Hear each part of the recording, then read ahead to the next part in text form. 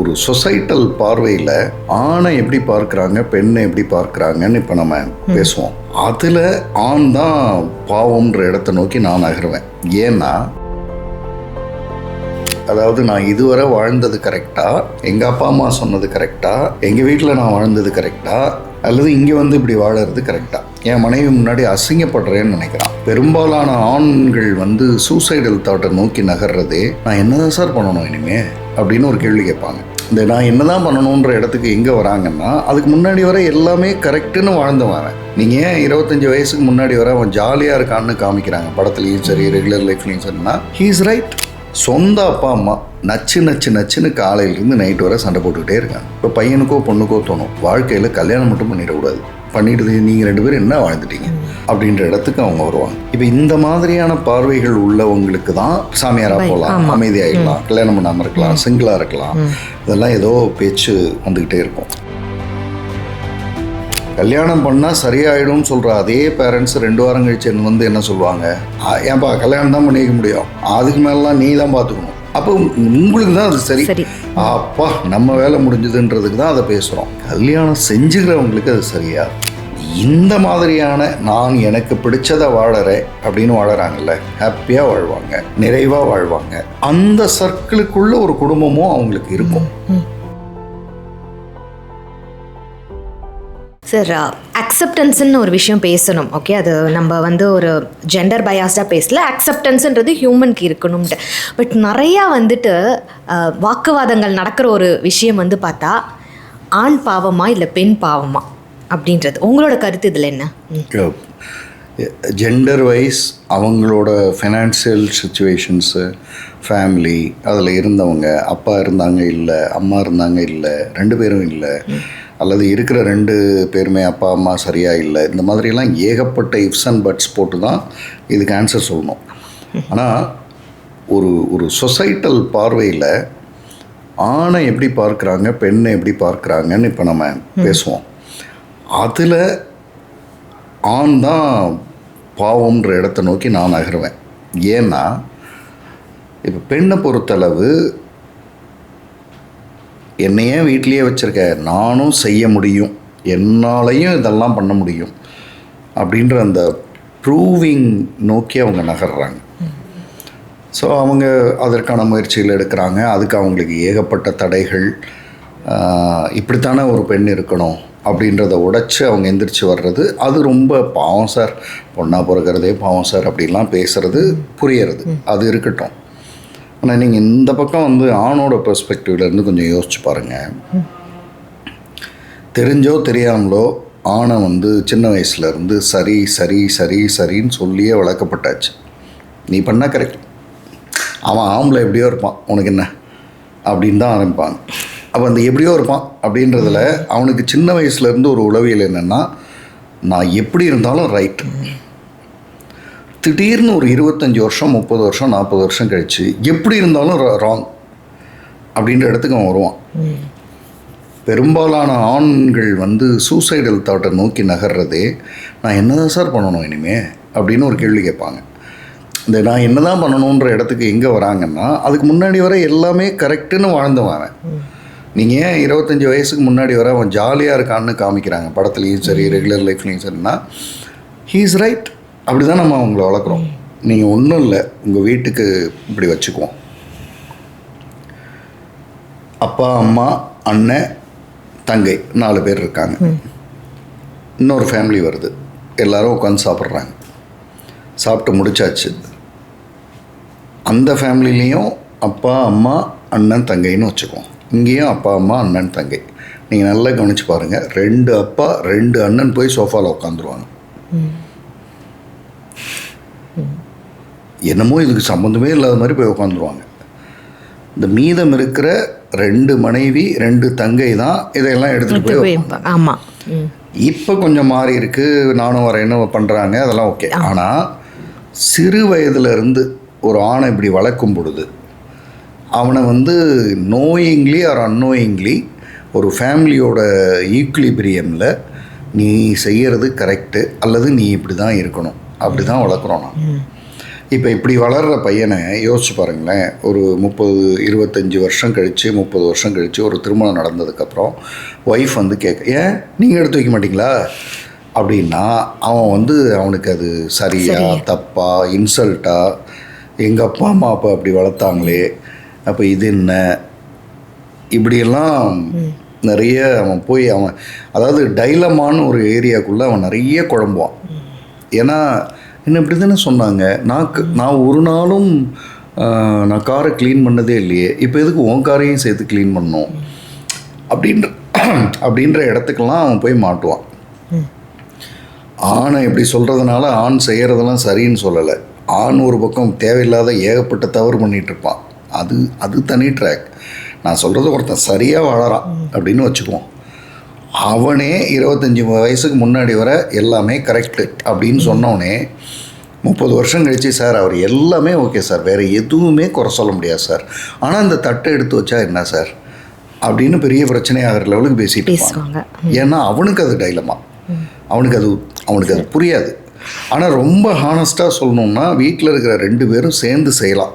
நான் வந்து நான் எங்கள் நெருங்கின வட்டாரத்தில் இருக்கவங்க தான், அவங்க பெயர் சொல்ல விரும்பலை, அவங்களோட பையன்தான் துணியெல்லாம் எடுத்து போட்டு துவைக்கிற வேலையை பார்ப்பான்.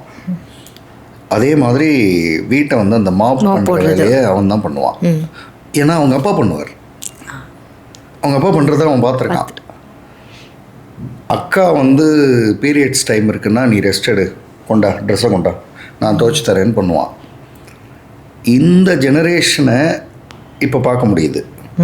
அப்படின்னா இதுக்கு முன்னாடி வர வாழ்ந்த அத்தனை பேரும் ஆண்களுக்கு அதெல்லாம் நீ செய்யக்கூடாது. நீங்கள் 60s 70s 80s படங்கள்லாம் பாருங்கள், நம்ம நொந்தே போயிடும். அவன் என்ன தைரியம் இருந்தால் எங்கள் அண்ணனை பார்த்து அப்படி சொல்லுவேன் நீ தான் ஒரு லாங்குவேஜ் வரும்.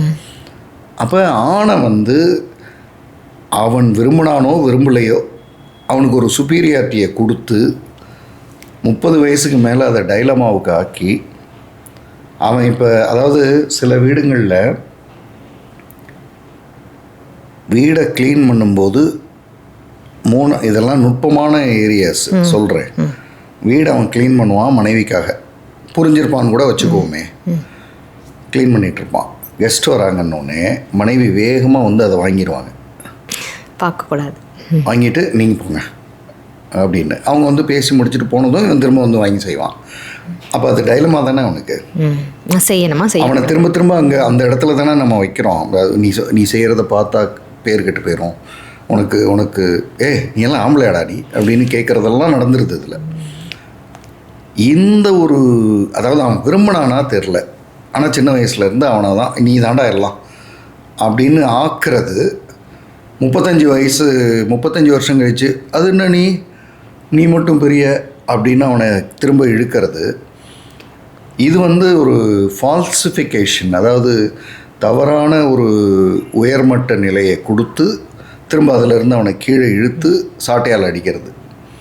இப்போ இதில் 2 வகையான ஆண் உண்டு. கீழே இறங்கி வந்துட்டான்ல அவனை உலகம் கிண்டல் பண்ணிகிட்டே இருக்கும். என்ன சொல்கிறாங்க, உங்கள் வீட்டில் வந்து மீனாட்சி ஆட்சி தானே அப்படின்வாங்க. நீங்கள் காரைக்குடி பக்கம் போங்க, இந்த மதுரை மீனாட்சின்றது அது அப்படி சொல்லுவாங்க. மதுரை ஆட்சி அது மீனாட்சி ஆட்சிங்க அங்கே அப்படின்வாங்க. அதாவது ஒய்ஃப் சொல்கிறத தான் கேட்பார் இவர். இது ஆண்கள் 10 பேர் இருக்கிறப்ப பேசுவாங்க. அவனுக்கு எப்படி இருக்கும்? அவன் பொதுவாக நீங்கள் அந்த ஆணை கவனித்து பார்த்தீங்கன்னா விடு அது எல்லா வீட்லேயும் இல்லையா விடு அப்படின்னு அவன் அதை அவனால் அக்செப்ட் பண்ண முடியாது. அவள் ஒருத்தனை ஃபால்சிஃபை பண்ணி உனக்கு ஒரு சூப்பர் பொசிஷன் ஒன்று கொடுத்து 30 வருஷமாக வாழ வச்சுட்டு 30 வருஷம் கழித்து யாரோ மனைவின்ற பேரில் வராங்க அல்லது மாமியார் வராங்க, யாரோ வர்றவங்க வந்து ஏன் நீங்கள் செய்ய மாட்டீங்களோ, எங்கள் வீட்டிலலாம் செய்வாங்க அப்படின்னு அவனை ஒரு குழப்பத்துக்கு கொண்டு வந்து அதை அவன் செய்ய அவன் சந்தோஷமாக கூட செய்கிறான்னு வச்சுக்குவோம். செய்ய ஆரம்பித்து அதுக்கு வெளியில் இருக்கிறவங்க அவனை நீ எல்லாம் என்னடா நாங்களாம் தொட்டதே இல்லை அப்படின்னு. இந்த பர்டிகுலர் எபிசோடை இப்போ இந்த பர்டிகுலர் கேஸ் ஸ்டடியை நான் இப்போ பேசுகிறேன்ல, இதை மீண்டும் இதை நான் பேசும்போது ஆண் கரெக்டு பெண் தப்புன்னு பேசுனதாக எடுத்துடக்கூடாது. இது வந்து ஆணுக்கும் இந்த பார்வை ப்ராப்ளம் இருக்குன்றத சொல்கிறேன். இப்போ இதுக்கு அப்படியே கான்ட்ராவாக ஒன்று சொல்லிடுறேன். ஐ திங்க் அமேசான் ப்ரைம் நினைக்கிறேன். ஜூஸ்னு, ஏன்னா இஃப் ஐ எம் ரைட் அதுதான் நினைக்கிறேன், லிங்க் வேணால் உங்களுக்கு தரேன். ஜூஸ்னு ஒரு சின்ன ஒரு 7 நிமிட படமோ என்னமோ இருக்கும். நீங்கள் இதை சொல்லும்போது இப்போ பெண்ணுக்கு உண்டான பிரச்சனை புரிஞ்சிடும் உங்களுக்கு. ஒரு 4 ஃபேமிலி மீட் பண்ணுவாங்க. நீங்கள் அதை பியூட்டிஃபுல்லாக பண்ணியிருப்பாங்க அந்த குறும்படம். எல்லாரும் வந்ததும் 4 ஆண்களும் சோஃபாவில் ஹாலில் உட்காந்துக்குவாங்க, 4 பெண்களும் கிச்சனுக்கு போவாங்க. இப்படி தான் நம்ம வளர்க்கப்படுறோன்றதை சொல்கிறேன். 4 ஆண்கள் உட்காந்துக்குவாங்க. உட்காந்ததும் என்ன பண்ணுவாங்க, டிவி போடுவாங்க, கிரிக்கெட் மேட்ச் ஓடும், பார்ப்பாங்க. இவங்களுக்குள்ள பிஸ்னஸ்ஸு, லாஸு, ஃபினான்ஸு, இப்போ கொஞ்சம் பரவாயில்லப்பா, இப்போ தான் கொஞ்சம் பரவாயில்ல, ஓரளவு நல்லா சம்பாதிச்சேன், இப்படிலாம் பேசிட்டு இப்படி ஏதோ பண்ணிகிட்டு இருப்பாங்க. இதுக்கிடையில் 4 மனைவிகள் உள்ளே இருக்காங்க. அவங்க என்ன பேசுவாங்க, இதை செய்யலாம், அதை செய்யலாம், இதை இதை சமைப்போம், அதை சமைப்போம், இப்படிலாம் ஏதோ நடக்குவாங்க. அப்புறம் அவங்களுக்குள்ளே இருக்கிற பிரச்சனையை சொல்லுவாங்க. அவங்க 4 மனைவிகளுக்குள்ளே இருக்கிற பிரச்சனைகளை பேசுவாங்க. இதுக்கிடையில் இங்கேருந்து குரல் வரும், இப்போ சட்னி அப்படின்னு வர அங்கேருந்து கொண்டு வந்து வைப்பாங்க. இப்படி இது நடந்துக்கிட்டே இருக்கும். இதில் வந்து இஃப் ஐ எம் ரைட் இதில் ட்ரிங்க்ஸும் ஆட் ஆகும்னு நினைக்கிறேன், ஆல்கஹாலும். அதுக்கு அதை கொடு இதை கொடுன்னு கேட்டுக்கிட்டு இருப்பாங்க. அதெல்லாம் கொண்டு வந்து கொடுத்துக்கிட்டே இருப்பாங்க. ஒரு கட்டத்தில் அந்த மனைவி ஏன்னா திரும்ப திரும்ப கேட்பாங்க, திரும்ப திரும்ப கொண்டு வந்து வச்சுக்கிட்டே இருப்பாங்க. வேர்க்கும், ஏன்னா அவங்க கிச்சனில், இவங்க ஹாலில், இவங்க மேட்ச் பார்த்துட்டு இருக்காங்க, கை தட்டிட்டு, அப்புறம் குறை சொல்லிட்டு, சா இவனை ஏன்டா இறக்கணும், இவனை இறக்கிருக்கவே கூடாது, 2 வடை கொடு அப்படின்ற மாதிரி போகும். அது ஒரு கட்டத்தில் அந்த லேடி வந்து நேராக வந்து இவங்க உட்காந்துருப்பாங்க, ஆண்கள் எல்லாம். அதுக்கு நடுவில் ஒரு சேர், ஒரே ஒரு சேர் இருக்கும். ஃப்ரிட்ஜை திறந்து ஜூஸ், நல்ல ஒரு சில்லுன்னு இருக்கிற ஒரு ஜூஸ் ஏதோ ஒன்று எடுத்துக்கிட்டு நேராக வந்து இந்த ஆண்களுக்கு மத்தியில் அந்த சேரை இழுத்து போட்டு உட்காந்து, கால் மேலே கால் போட்டு உட்காந்து ஜூஸை ஓப்பன் பண்ணி குடித்து எல்லாரையும் அப்படி ஒரு பார்வை பார்ப்பாங்க. அதோட அந்த படம் முடியும். அதை பார்க்கும்போது தான் எல்லாருக்கும் புரியும் அவங்கள போட்டு என்ன பாடுபடுத்திகிட்டு இருக்கோம். இந்த ஆண் மாற வேண்டியவன். இவனை பற்றி நாம் இங்கே பேசலை. இது பெண்ணினுடைய பிரச்சனை. இந்த ஆண் மாறணும். ஆனால் இன்னசென்ட்டு, அவன் பாட்டுக்கு அவன் செவனேன்னு இருக்கான். அவனை வந்து சுப்பீரியாரிட்டி கொண்டு போய் வச்சிட்றோம். உனக்கு என்னடா, நீ ஆம்பளடா அப்படின்லாம் கொண்டு போய் வச்சிட்றோம்.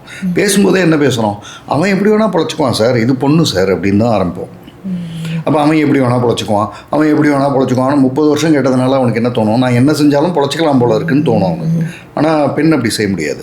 இப்போ என்ன வேணாலும் செஞ்சால் பொழைச்சிக்கலான்ற இடத்த நோக்கி அவனை நகர்த்திட்டு 35 வயசு கழித்து 40 வருஷம் கழித்து குழந்தைகள், குடும்பம்னு வந்ததுக்கப்புறம் இதை எப்படி நீ செய்யலாம், ஏன் உனக்கும் பொறுப்பு இல்லையா, நீயும் இப்படி தான் இருக்கணும் அப்படின்னும்போது அவனுக்கு ஒரு இல்யூஷன் ஃபில்டு வேர்ல்டு வருது. அதாவது நான் இதுவரை வாழ்ந்தது கரெக்டாக, எங்கள் அப்பா அம்மா சொன்னது கரெக்டாக, எங்கள் வீட்டில் நான் வாழ்ந்தது கரெக்டாக, அல்லது இங்கே வந்து இப்படி வாழறது கரெக்டாக.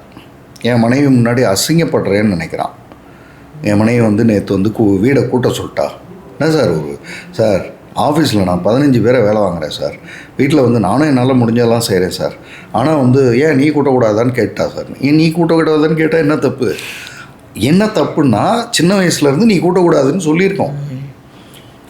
அப்போ அந்த ஆங்கிளில் பார்க்கும்போது நிச்சயம் அவன் பாவம் தான். அவனை வந்து ஒரு ஒரு ஒரு ஒரு மனநிலையில் ஒரு உயர்நிலைக்கு தூக்கிட்டு போய் 30 வருஷமாக வச்சு செலிப்ரேட் பண்ணிவிட்டு அப்புறம் திரும்ப கூட்டிகிட்டு வந்து நார்மலாக இருந்து அவனை அடிக்கிறது இருக்குல்ல. நீங்கள் பெரும்பாலான வீடுகளில் 60 வயதுகளில் இருக்கிற சில ஆண்கள், சரியாக வாழற ஆண்களை கவனிங்களேன்.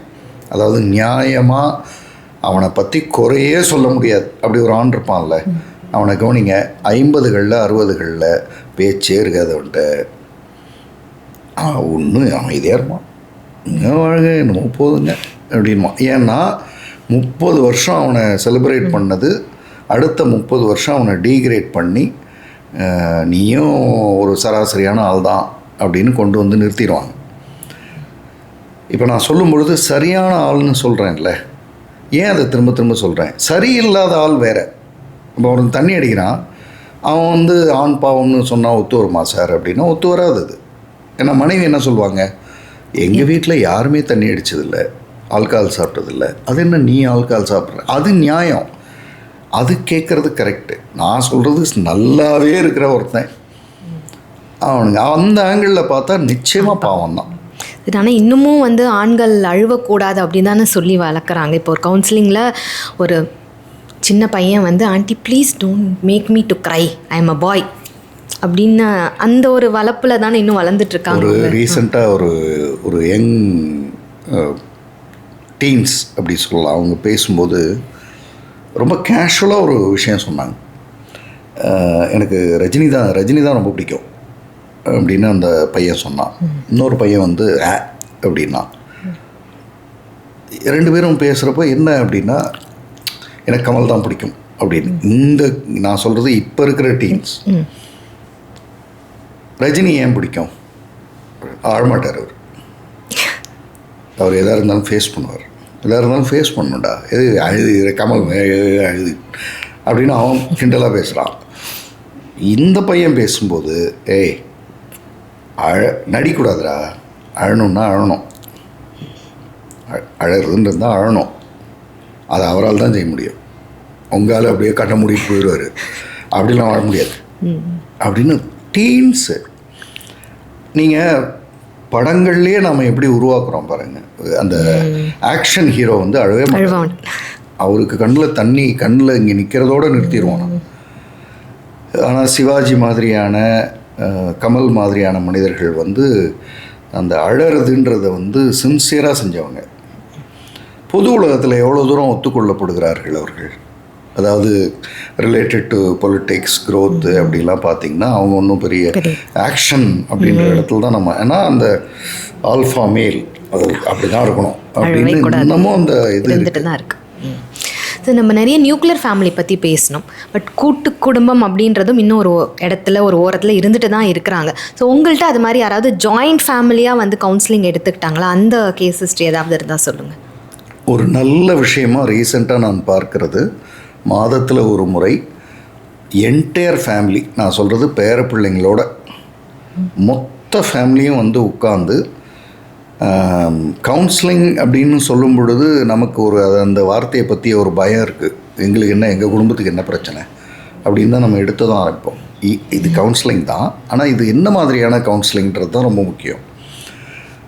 இப்போது தாத்தா பாட்டி சம்மந்தி, தாத்தா பாட்டி 4 பேர், மகன் மகள், மகனோட மனைவி, மகளோட மருமகன், அந்த அந்த ஒரு இந்த 4 அப்புறம் ஒரு குழந்தைங்க 4 அப்படின்னா 16 பேர்னு வச்சுக்குவோம். 12 பேர், 4 8 12 பேர். இந்த 12 பேரை ஒரே இடத்துல உட்காந்து ஒருத்தங்க மீதி 11 பேரை பற்றி நினைக்கிறத ஃபீட்பேக்காக கொடுக்கறது. ஒரு உதாரணத்துக்கு, மகளுடைய, நான் அப்பா ஸ்தானத்துலேருந்து பேசுகிறேன், மகளோட மகள் பேத்தி எனக்கு ஃபீட்பேக் கொடுக்கும், என் மனைவிக்கு கொடுக்கும், சொந்த அப்பா அம்மாவுக்கு கொடுக்கும், அத்தை மாமாவுக்கு கொடுக்கும், அத்தை மாமாவோட அப்பா அம்மாவுக்கு கொடுக்கும். அப்புறம் அத்தை மாமாவோட குழந்தைங்கள நினைக்கிறது, அது என்ன நினைக்கிறதோ சொல்லும். சரி, இதில் என்ன சொல்லும்? ஆப்வியஸாக என்ன நாமெல்லாம் பழகியிருக்கோம், தாத்தா எப்போவாவது தம் அடிக்கிறீங்க, அது எனக்கு பிடிக்கவே இல்லை அப்படின்னு சொல்லிடும். அப்படி தானே நம்ம பொதுவாக வீடுகள்லேயே எப்படி பேசியிருக்கோம்னா, தாத்தா கிட்ட என்ன நல்ல விஷயம்னு பேசினதே கிடையாது. நான் தாத்தா கிட்ட எது சரியில்லைன்னு பேசிடுவோம். அப்போ இந்த செஷனில் ஒரு குழந்தை மீதம் இருக்கிற 11 பேர்கிட்ட இருக்கிற சிறப்பான விஷயங்களையும் சொல்லும், மாற்றிக்கொள்ள வேண்டிய விஷயங்களையும் சொல்லும், போத் ப்ளஸ் அண்ட் மைனஸ், என்ன எதிர்பார்க்கிறேன்னு சொல்லும். இந்த 3 விஷயத்தை 12 பேரும் சொல்லி முடிக்கும் பொழுது கிட்டத்தட்ட 8 மணி நேரம் 9 மணி நேரம் ஆயிருக்கும். ஆனால் அதுக்குள்ளே ஏகப்பட்ட புரிதல்கள் அந்த குடும்பத்துக்கு. நீங்கள் எந்த மருந்தும் கொடுக்க வேண்டியதில்லை, நீங்கள் எதுவும் சொல்ல வேண்டியதில்லை. நீங்கள் கொஞ்சம் அமைதியாக, அதாவது ஒரு கவுன்சிலராக இருக்கிறவர் இங்கே என்ன சார் பண்ணணுன்னா அமைதியாக இருக்கணும்.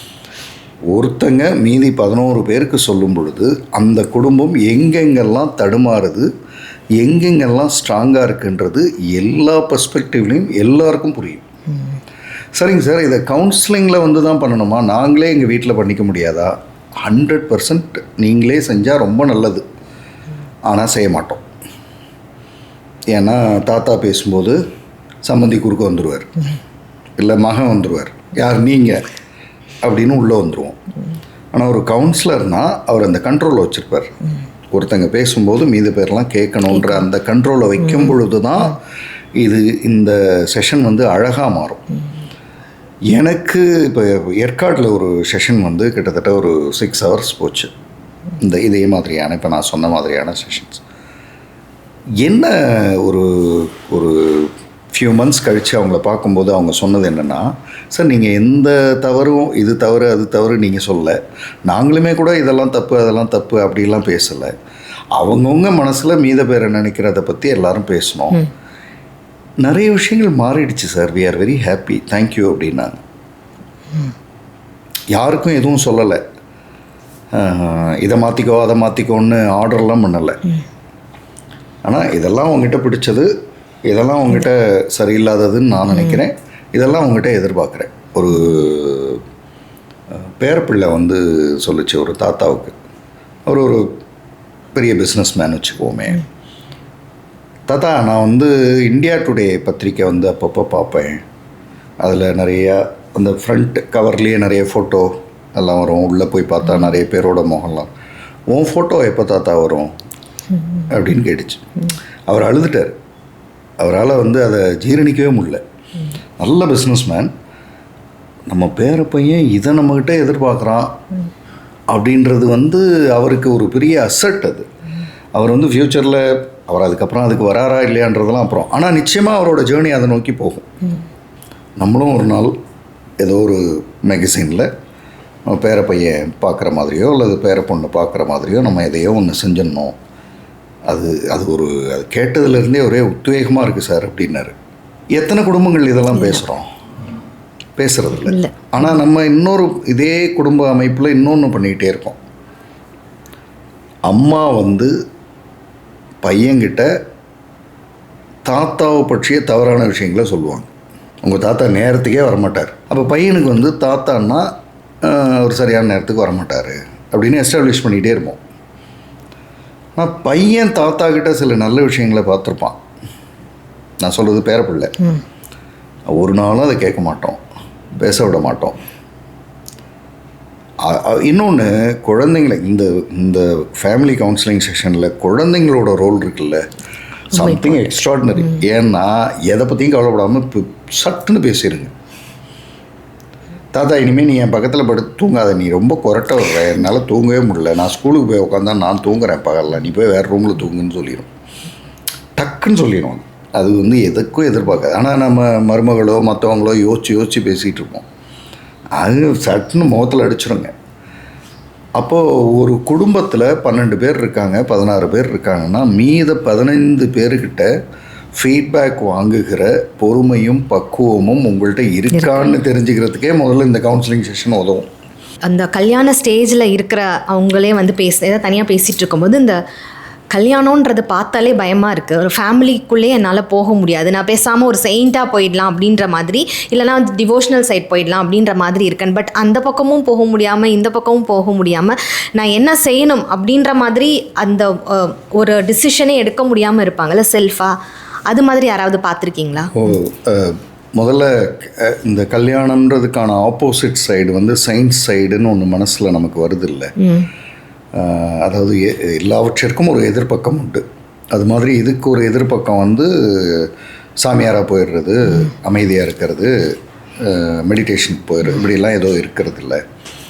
இந்த மாதிரி மனிதர்களுக்குனுடைய அடிப்படை உளவியல் என்ன பிரச்சனைன்னா, சிறு வயதிலிருந்து அவங்க திருமண வாழ்க்கை சம்பந்தப்பட்ட விஷயங்கள் அதில் பெரும்பாலானவற்றை எதிர்மறையாக கேட்டிருப்பாங்க, நெகட்டிவாகவே வாங்கியிருப்பாங்க. அவங்களுக்கு அது சரியாக வராது.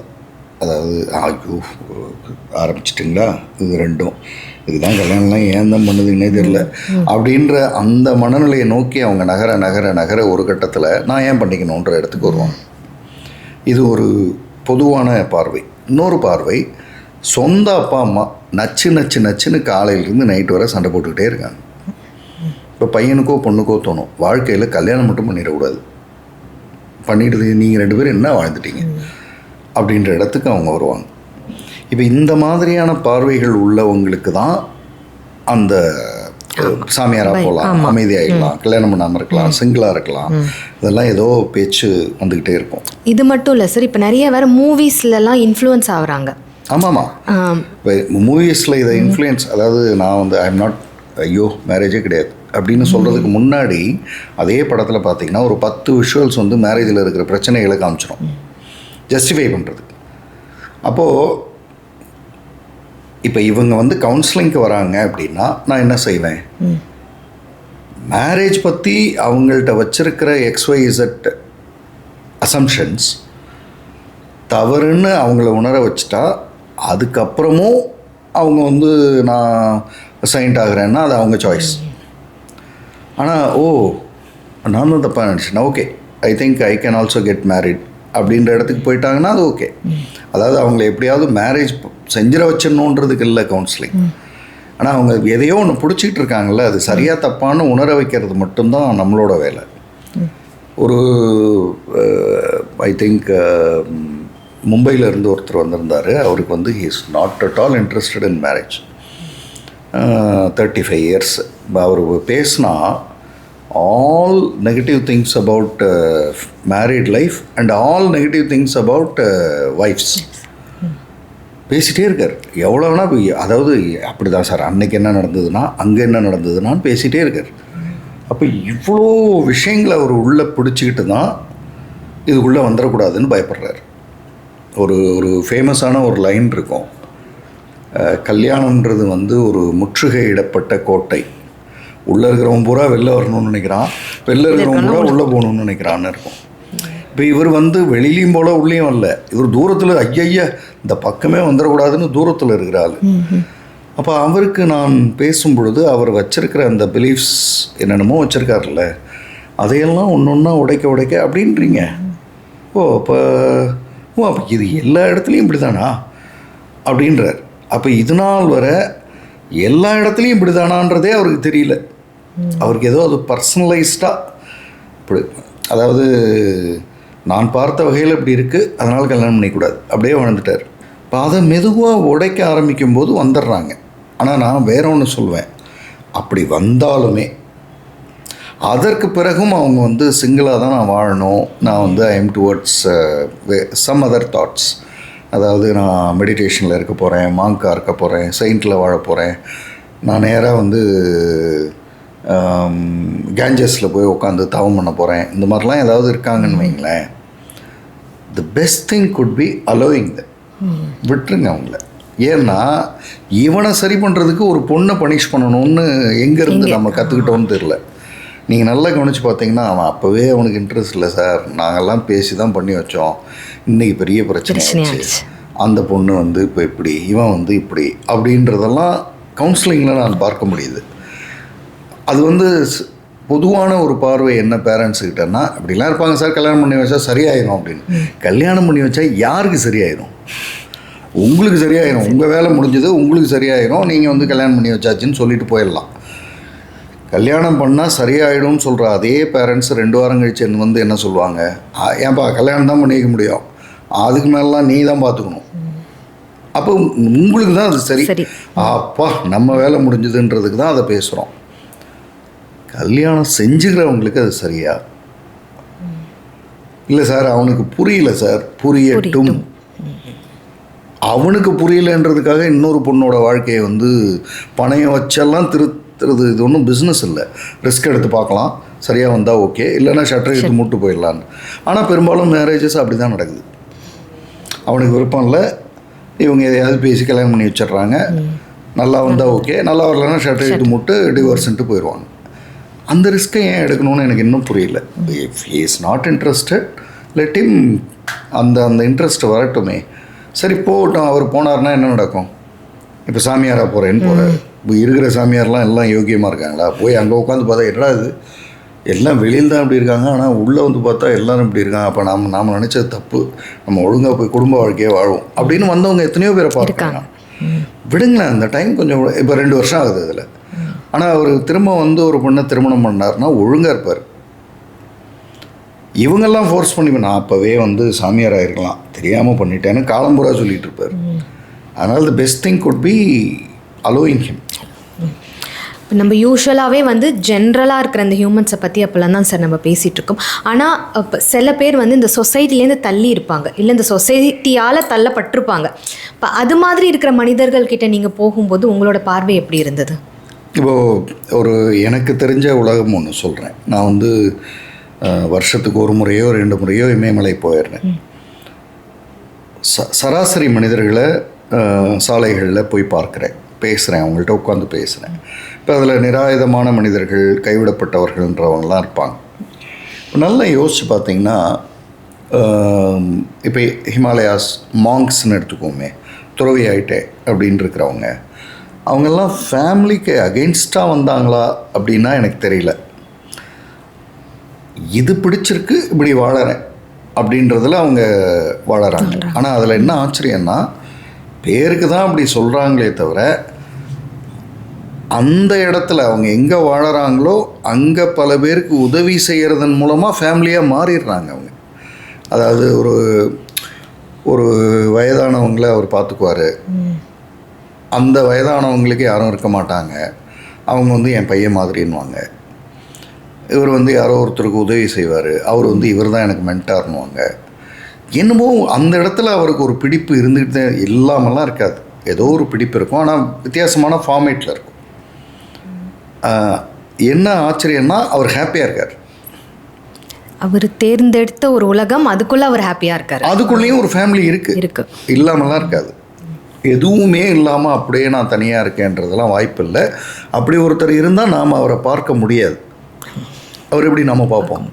அவர் அநேகமாக காட்டுக்குள்ளே போய் எங்கேயாவது உட்காந்துருப்பார். அப்படி ஒன்று இருக்க வாய்ப்பு இல்லை. நம்ம அவரை பார்க்குறோம், நம்ம எங்கெங்கேயோ பார்ப்போம். நான் ஒரு வயதான அம்மா வந்து கோவிலில் இருக்கிறவங்க, பிச்சை எடுத்து வாழறவங்க, அவங்கள பார்க்கும் பொழுது இந்த உறவுகள் மேலே அவங்களுக்கு பயங்கர கோபம். எல்லாம் ஒதுக்கி ஏதோ பண்ணி போயிட்டாங்க, வீட்டுக்காரர் விட்டு போயிட்டார், என்னமோ அவங்களோட பிரச்சனைகள். ஆனால் இன்றைக்கி என்ன அவங்க பண்ணுறாங்க அப்படின்னா, எனக்கு யார் வந்து பிச்சை போடுறாங்களோ அவங்களுக்காக நான் மனசார வேண்டிக்கிறேன். கோயிலுக்கு உள்ளே போய் அவன் வேண்டிட்டு வரான், வேண்டிட்டு வெளியில் போகும்போது பிச்சை போடுறான். அந்த பிச்சை போடும் பொழுது அவன் நல்லா இருக்கணும்னு இந்த அம்மா வேண்டுது. கோயிலுக்கு வெளியில் ஒரு தெய்வம் உட்காந்து வேண்டிகிட்டு இருக்கு.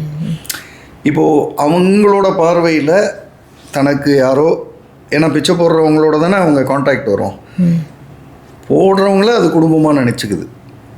இவங்கெல்லாம் நல்லா இருக்கணும், இவங்க குடும்பம் நல்லா இருக்கணும். ஒருவேளை அவங்க குழந்தைங்களோட வந்திருந்தா அந்த குழந்தைங்க தலையில் கை வச்சு ஆசீர்வாதம் பண்ணுறது, இப்படிலாம் ஏதோ நடக்குது. அப்போ நீங்கள் அந்த தனியாக வாழறது அப்படின்றது வேறு ஃபார்மேட்டில் மீண்டும் குடும்பத்தோடு வாழறது தான் இருக்குது. இதுலேயே முறை தவறிய வாழ்க்கையும் இருக்குது. இப்போ வேறு ஏதாவது உறவுகளை வச்சுக்கிட்டு வாழறதுன்றது, பட் மோஸ்ட்லி அது தொடர்றது இல்லை. அது வந்து எங்கேயோ கட்டாகி திரும்ப பழைய வாழ்க்கைக்கு ஓடி வந்துடுவாங்க. இந்த மாதிரியான நான் எனக்கு பிடிச்சதை வாழறேன் அப்படின்னு வாழறாங்கல்ல, ஹாப்பியாக வாழ்வாங்க, நிறைவாக வாழ்வாங்க. அந்த சர்க்கிளுக்குள்ளே ஒரு குடும்பமும் அவங்களுக்கு இருக்கும். அந்த குடும்பம் வந்து அவர்கள் பெறாத குழந்தையாக இருக்கும், அவர்கள் பார்க்காத ஒருத்தங்க ஆனால் தங்கையாக இருப்பாங்க, அவங்க யாருக்கோ உதவி பண்ணுறது, அவர் வந்து இவங்களை மென்டாராக நினைப்பார். இப்படி ஒரு ஃபேமிலி சர்க்கிளை அவங்க உருவாக்கிடுவாங்க. மனிதன் வந்து அவனுக்கு ஒரு ஃபேமிலி தேவை. அந்த சர்வைவலில் 10 பேரோடு அவன் இருக்கிறது ரொம்ப முக்கியம். இல்லைன்னா தான் விலங்காவான். ஏன் ஜெயிலில் போடுறோம்? ஜெயிலில் போடும்போது எல்லாவற்றிலிருந்தும் விலக்கி தான் போடுறோம். ஏன் விலக்கி? அதுதான் தண்டனைன்றோம். ஏன் தண்டனை? ஏன்னா நீ விலகிட்ட. நீ கொலை பண்ணும்போது உங்கள் குடும்பத்தை நினச்சியா, உங்கள் அக்காவை நினச்சியா, உன் தங்கச்சியை நினச்சியா? அப்போ நீ எல்லார்கிட்டருந்தும் மனசுலேருந்து விலகி தானே இதை பண்ண. விலகி இரு, உணர், திரும்ப குடும்பத்துக்கு வா, அதுதான் தண்டனை. ஸோ எல்லா இடத்துலையுமே இந்த ரியலைசேஷன்ன்றது தான் ஒரு ஆமாம். அப்புறம் குடும்பம் மஸ்ட். குடும்பம் வந்து வேறு வேறு ஃபார்மேட்டில் இருக்கும், ஆனால் இருக்கும். அப்படிலாம் தனியாலாம் எல்லாத்தையும் ஒதுக்கி நான் சாமியாராக போகிறேன்னு சொல்கிறதெல்லாம் இருக்காது. அங்கே போய் இப்போ ஒரு வேளை கேஞ்சஸில் போய் அவர் சாமியார் ஆகிறாருன்னா அங்கே அவருக்குன்னு ஒரு செட்டப் உருவாகும். அதில் 10 பேர் இருப்பாங்க, அவரை யாரோ வந்து டெய்லி வணங்குவாங்க, இவர் ஏதோ சொல்லுவார், இப்படி ஒன்று நடந்துகிட்டு தான் இருக்கும். இப்போ நம்ம நிறைய நார்மலாக இருக்கிறவங்கள பற்றி எல்லாமே பேசணும் சார். பட் சில பேர் இருப்பாங்க வேறன் this is my end of the life, okay நான் சாக போகிறேன்றது எனக்கு தெரியும், பட் உங்ககிட்ட வந்து நான் பேசிட்டு போனால் எனக்கு நல்லா இருக்கும் அப்படின்ற மாதிரி யாராவது வந்திருக்காங்களா? 3 விதமான மனிதர்களை நான் சொல்லலாம். ஒன்று வந்து இறப்பு தேதி சொல்லப்பட்டாயிற்று, கேன்சர் பேஷண்ட், ஃபீமேல். இவங்களை பற்றி நான் ஏற்கனவே பேசியிருக்கேன்.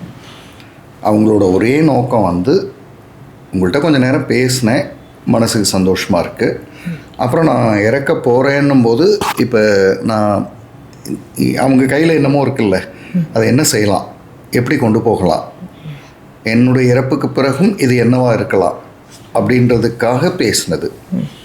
ஆனால் அதில் கூட அது ப்ரையாரிட்டி இல்லை. பேசணும், அவங்களுக்கு மனசு விட்டு பேசணும். அவங்க செய்த தவறுகள், அவங்களோட குற்ற உணர்வுகள், அதையெல்லாம் பேசி அழுதுருக்காங்க. அது முழுக்க கேட்கணும், அவ்வளோதான். கேட்டால் போதும், அவங்களுக்கு வேறு ஒன்றும் தேவையில்லை. இது ஒன்று. ஒரு எய்ட்ஸ் நோயால் இறக்க போகிறாங்க, தேதி ஃபிக்ஸ்டு. அவங்க பேசினது வந்து ரொம்ப, அதாவது அது எந்த அளவுக்கு போச்சுன்னா, அவங்கள வந்து நான் ஒரு நிறுவனத்தில் கூப்பிட்டு, அதாவது ஹோட்டல் தொழிலில் இருக்கிறவங்களுக்கே இருக்கிற பிரச்சனை, கிச்சனில் வேலை செய்கிறவங்க அல்லது அது சார்ந்த மனிதர்களில் இருக்கிறவங்க எல்லாரையும் அப்படி சொல்லலை, சிலர் அவங்களுக்கு இந்த மாதிரியான தொடர்புகள் இருந்துக்கிட்டே இருக்கும். அப்போ அவங்களுக்கும் ஃப்யூச்சரில் எய்ட்ஸ் வர்றதுக்கான வாய்ப்புகள் உண்டு. அப்போ அவங்களுக்கு யாரை வச்சு சொல்லணும்? எய்ட்ஸ் வந்த ஒருத்தங்களை வச்சு சொல்லணும். வந்தது ஃபீமேல். வந்தது ஃபீமேல்னால் அவங்க தப்பானவங்களா? இல்லை, அவங்க ஹவுஸ் ஒய்ஃப். அப்போ தப்பு பண்ணது யார்?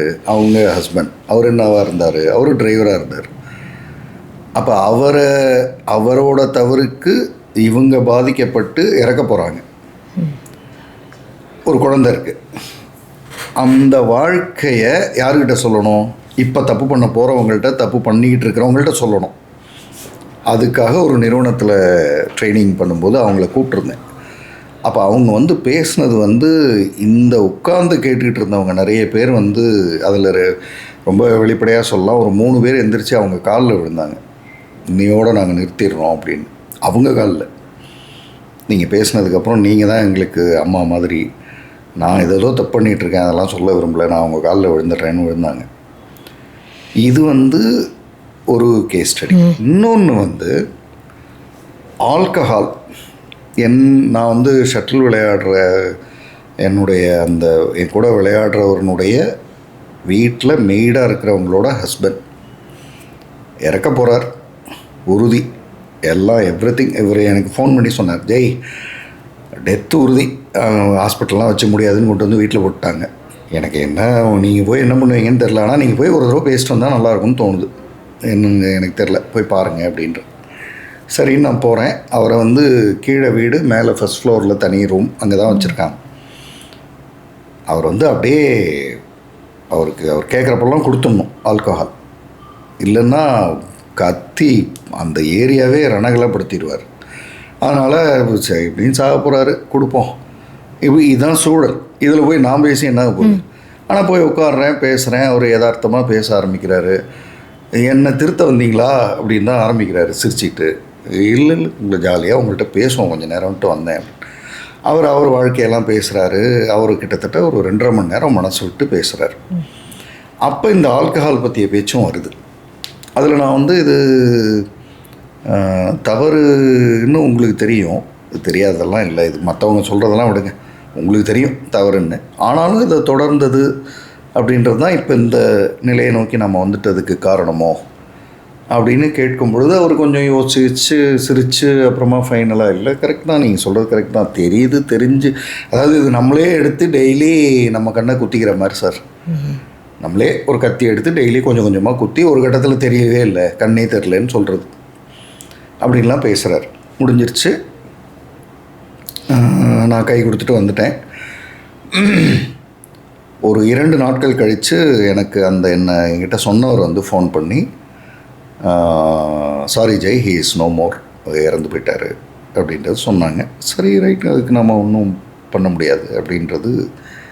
ஆனால் அது கூடவே ஒன்று சொன்னார், அவங்க மனைவி பேசணும்னு சொல்கிறாங்க அப்படின்னு கொடுத்தாங்க. இந்த மனைவி பேசுகிறத நான் கேட்டேன். அவங்க என்ன சொன்னாங்க, சார் நீங்கள் யார் என்னென்னலாம் தெரியாது, நீங்கள் வந்து என்ன பேசுனீங்கன்னு எனக்கு தெரியாது, நீங்கள் மேலே உட்காந்துருந்தீங்க, எதுவும் பேசுனீங்க அவர்கிட்ட, கீழே வந்தீங்க எங்கள்கிட்ட, இதெல்லாம் சொன்னார், எல்லாம் கேட்டேன் அப்படின்ட்டு போனீங்க, இவர் என்ன வந்தார் பேசினார் போகிறாரு அப்படின்ற மாதிரி தான் நான் இருந்தேன்.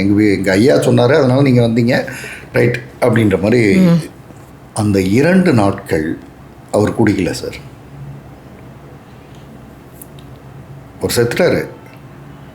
ஆனால் அந்த 2 நாள் நான் வந்து வழக்கமாக அந்த 11 மணி காலையில், ஈவினிங் 4 மணி, நைட்டு ஒரு 7 மணி 8 மணி 10 மணிக்கெல்லாம் அவருக்கு ஒரு குவார்ட்டர் ஹாஃப்னு கொண்டு போய் வச்சிடணும், இல்லைன்னா அவர் வயலண்ட் ஆயிடுவார். 11 மணிக்கு போகும்போது எடுத்துகிட்டு போகும்போது இல்லை வேண்டாம் அப்படின்னாரு. எனக்கு ஒன்றும் புரியல. சொல்லுவார் அப்புறம் கத்துவார்னு வச்சுட்டு வந்துட்டேன். திரும்ப 4 மணிக்கு போனால் அது அப்படியே இருந்தது. அப்படியெல்லாம் அவர் இறந்துட்டார். ஆனால் 2 நாள் சாப்பிடல. அந்த 2 நாள் சாப்பிடாமல் இருந்த அந்த 2வது நாள் அன்றைக்கி அவர் ஒரு வார்த்தை சொன்னார்.